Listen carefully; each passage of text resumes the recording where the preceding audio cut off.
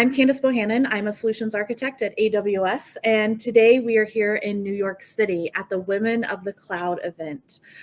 This is a really great event where we have people from across the tech sector talking about business problems and how we solve those, and bringing an inclusive mindset to the world, and just kind of bonding with the community. So today I'm here representing the She Builds Tech Skills North America core team, and I am joined by Jarius, who is the Director of Solutions Architects for North America. So he's a few levels above me, maybe 3 or 4 bosses up. Very excited to be co-hosting with you today, Jarius. Same here. We're all part of the same team, Candace. So thank you, everyone, for joining us today. I am joined by Erin Diehl. Yep. And she's the CEO of Improve It. And I'm also joined by Yashekia Matthews. She is a senior leader with Amazon Web Services, leading our inclusion, diversity, and equity efforts. So I'm really excited about the session today. I want to get started really quick.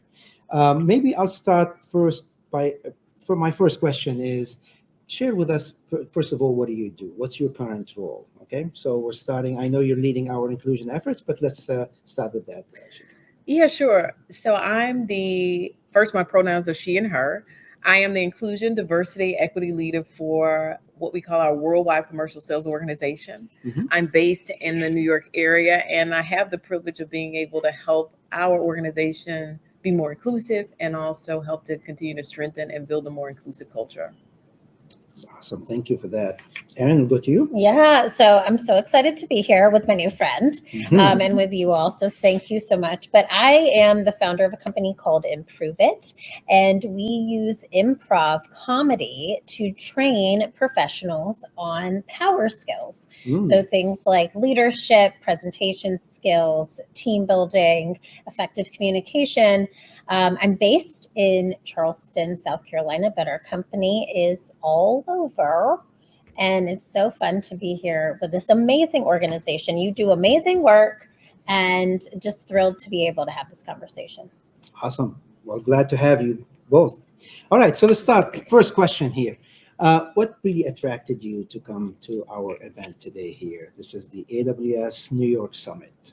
And we'll start with you first. Yeah, I was excited because we get the opportunity to be around so many people that can influence what we're doing around the aspect of equity and inclusion and accessibility, and really helping to build, like what Erin is doing, self-confidence, right, around what we do in our workplace, because we're more than just our job. All of us want to continue to excel and grow and be the best person that we can be and kind of reach our highest potential.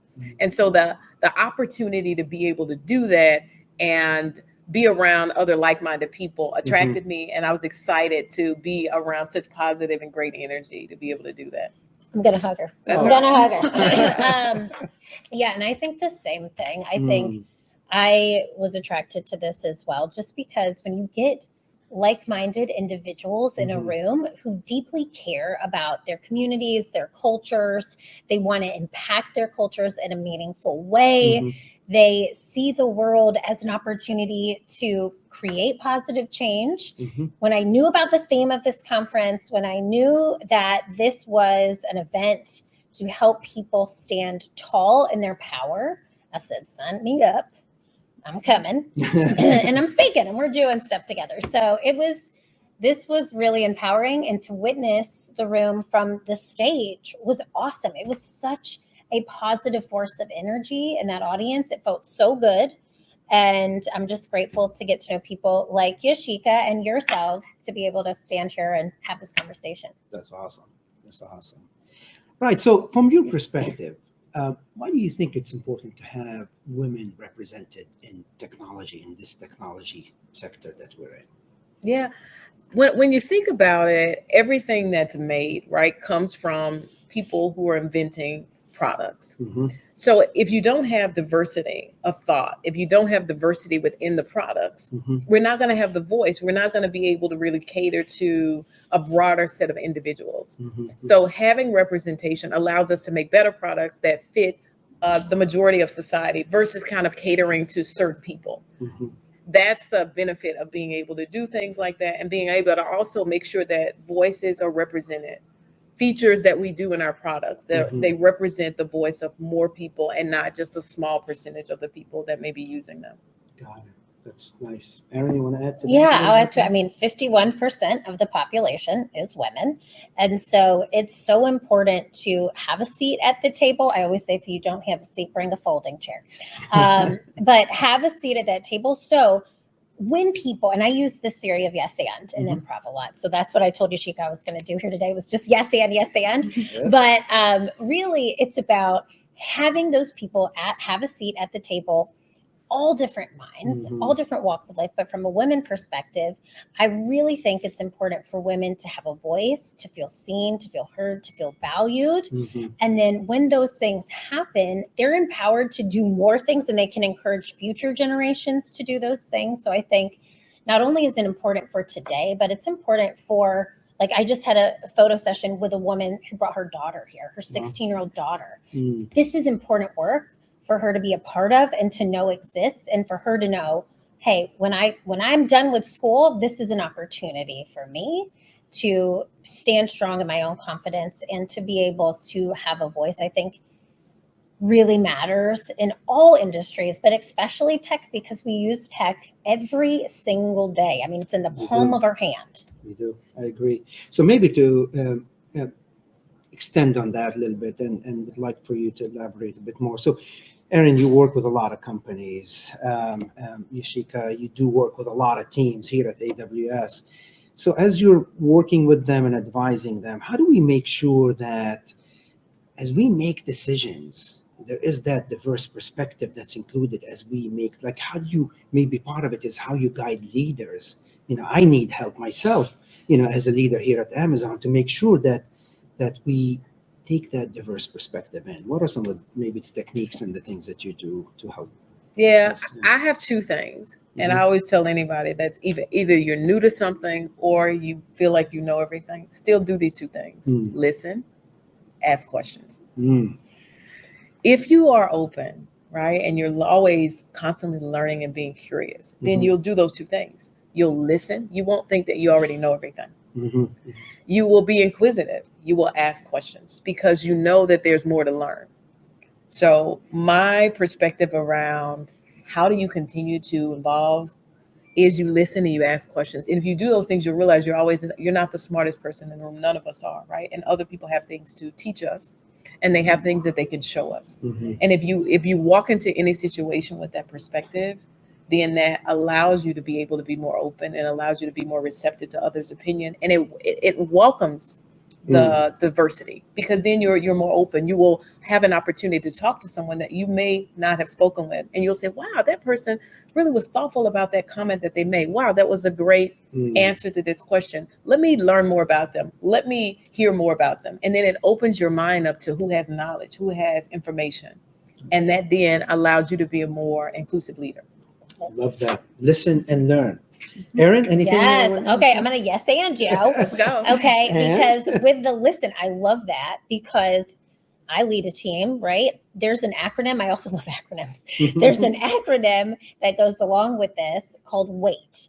Okay. So as a leader, if you find yourself over talking, think of this acronym, WAIT. Why am I talking? Literally, why am I talking? Because the best leaders listen and they ask questions, and then they actually pause and they wait and they hear the response. And to this theory of yes and, allowing other people to feel seen, heard, and valued is what I see across so many different types of teams. It doesn't matter the industry. When people feel valued at work, they show up. Right? They want to show up. When they want to show up, they then become more productive. And then the team and the individual just thrive, right? So we use this as a brainstorming tool. Anytime you're in a meeting, appoint one person to be the chief yes and officer. Okay. It sounds really cheesy, but so when you add to somebody's idea, you have to say yes and to their idea before adding yours, because what that does, it says, hey, I heard you. Thank you. It's almost like thanking them for that, and then they add something to it. So there's no negating, there's no person shutting down ideas. Everyone feels empowered. And when that happens, everybody wants to show up and productivity rises. I love that. I love that. All right. So you're both in leadership roles. A question of how do you champion equity and foster a culture of diversity within your team, within your organization? Maybe share a little bit with that. Yeah, I think within an organization, there are so many people, and everybody really looks about it as what's in it for me. Yeah. So when you say, like, how do you foster within an organization, you have to start with the individual. Mm-hmm. What's in it for them? People have to decide, right? What is going to make me feel like I'm included? What is going to make me feel like I belong? And I heard Brene Brown, she always talks about belonging, right? And it's the idea that you have to be anything other than yourself, right? That you can come that way. And I think part of that is, how do people get to feel that? The way that it happens in an organization is a lot of times through management and through our leaders and through how people feel in an organization. How do you feel from the team that you're on? How do you feel working with the colleagues that you work with? How much can you bring your authentic self as you're doing that? So part of it is constantly checking in, right? Managers need to check in with their employees. Yes. We have to do surveys, which we do, at AWS, we do connections daily. Daily, we get a daily question. If you don't know out there, world, a daily question that asks us every single day. There's a question that comes from our connections that asks us kind of about how we're doing, and it checks in. And that data allows us to be able to sort of assess what people are feeling and how they're doing. But there are a lot of different mechanisms that we use in the organization. But I think part of it, again, is really checking in on your teams, checking in on individuals, say, hey, how are you doing? How, from an inclusion perspective, do you feel seen? Do you feel valued? Do you feel heard? A lot of what those things that Erin talks about, because that decides on whether people want to stay or whether they decide that, hey, maybe this culture is maybe not the best for me. So we do have to check in on our employees often. Yes. Yeah. Often. I love it. And I think that is just across the board. You can tell when a team feels included because of the staying power, the retention of the team. And I think a lot of it also deals with just radical empathy and just exactly what you're saying, checking in, but almost putting yourself in the shoes of that person to a fault. I have an activity. Okay. We've got acronyms and activities, but it's a really cool activity where, let's say I ask you a problem, right? And I say, how are you feeling today? And you would tell me how you're feeling. And I would sit and listen. And then I would really just take that in, because the next step is I'm going to repeat back what Yashekia says in the first person, as if I'm her saying that. And so it would take, and what that does, you can use this with your team, with your partner, with your kids. And it is a really great tool because it actually makes you filter through your mind what that person is feeling, because you say it in the first person. It's as if you are speaking their truth. And so that to me has been a really cool tool to not only evoke empathy within our team, but within the teams that because listen, this is what I teach, right? We have to make people feel seen, heard, and valued on our team, or we can't go out there and walk the walk if we're not talking the talk. So we do a lot of that empathy work. And then I think a second point is more like self-love. If you have a lot of love in yourself and you take time for self-care and you do things that help you as a human, you're going to give that energy outward to your team.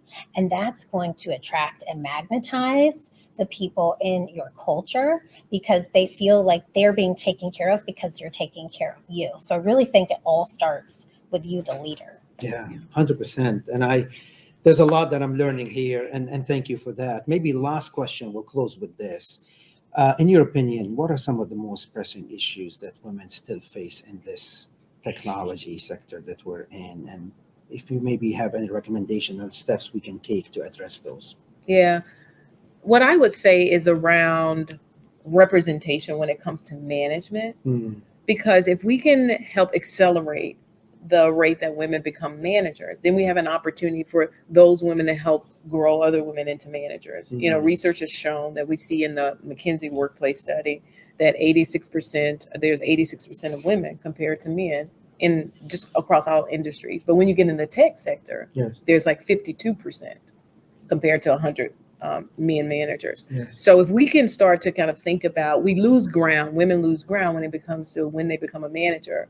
So individual contributor and manager programs is an opportunity. If you have things like that, opportunities and initiatives like that at your company, where there are people who are individual contributors Yes. and they want to be in management, if you have those types of programs, you can make it 50% in terms of the nominees or the participants. Yeah. And that can help continue to make it more equitable as people transition to management, versus a lot of times there may be a management position available and we say, hey, we don't have women in the pipeline. We don't have enough women in the pipeline. When you have these types of trainings, then you start to prepare people prior to the opportunity becoming available, Yes. so that they get an opportunity when it does become available. The saying is, you know, stay ready so you don't have to get ready. That's right. right. So- That's right. Right. If we can prepare them in advance, that just helps all of us. Yes, and. Yes, Yes, and. tell us, yes, Erin, and. yes. No, that is it. I mean, and that's why, like, we exist to help people train, to help Yeah. people feel their highest version of themselves. And that, to me, is just like you said, when a woman at the top can say, you know what, there's no comparisonitis here. I'm not going to compare myself to other women. I'm actually going to extend a hand, Yeah. and I'm going to guide, and I'm going to teach, and I'm going to mentor. I mean, I would not be sitting in my seat without the women who came before me, who have helped me. You wouldn't be sitting in your seat. I'm sure you have a mentor. You can think of a person in your life who has changed your life just by extending a hand and taking you under their wing and showing you, not just telling you, showing you the way. So I think women have to support women, and I support you, and we have to continue to support each other and guide more women into leadership roles across all industries, because I'm going to say it. I'm just going to say it. Women are so empathetic, and we need empathy in the workplace. And I feel what we love men. Okay, we love men. But I also think that the more women that we have represented, the more staying power, the more retention, the more attractive organizations become, because we will take that hand, we will guide people, and together everyone feels involved and they feel like they belong. And that's really where I think, well, I'm yes and in everything you say. And I'm yes and on Yes. top of this, because I know Jury's organization, right? And just within other organizations and people listening, there are allies, there are men that have also, I've had a lot of men in my career that have really helped me. And they've mentored me, they've sponsored me, and they've helped guide me because they've seen potential in me. And so there's opportunity kind of across the board. If we can just think about it, if you see potential in someone, whether irrespective of gender and demographic, sexual orientation, or whatever, there's an opportunity to be able to say, hey, what types of things do you want to do? Help to guide that person and help to think about ways that they can elevate. Everybody doesn't start out the way they're going to end up. That's right. Yeah. Yeah. That's right. This has been so insightful. I'll tell you, for me, taking a lot of mental notes. I can't wait to just put them down here. And actually, I'm going to probably be reaching out to both of you ladies, because really insightful. Thank you so much for taking the time, Candace, Yashekia, and Erin. And hopefully this was valuable to you as well. So thank you.